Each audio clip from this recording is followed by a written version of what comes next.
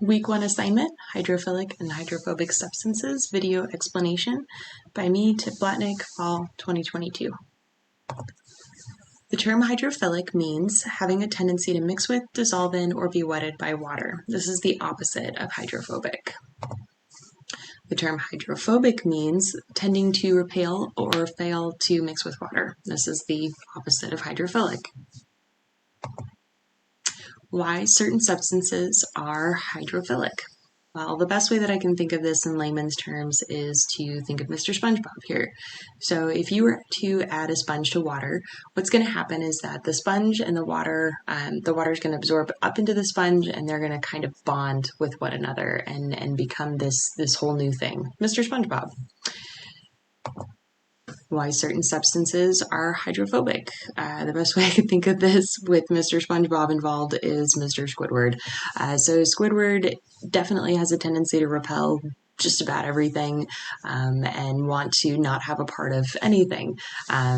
So moving on from that, if you added water to a hydrophilic substance, or vice versa, added a hydrophilic substance to water, what's going to happen is that there's going to be a bond with those water molecules.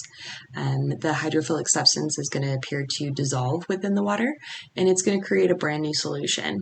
So another way to think of this is adding sugar to water.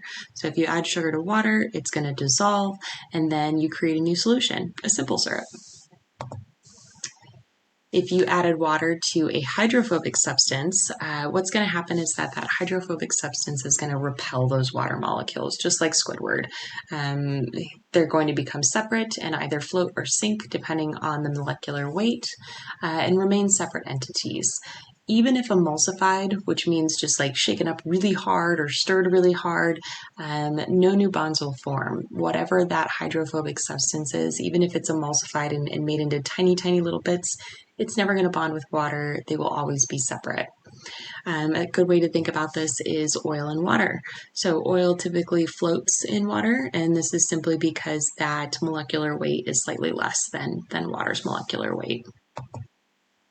Here are my citations and resources. Thank you so much for joining my presentation.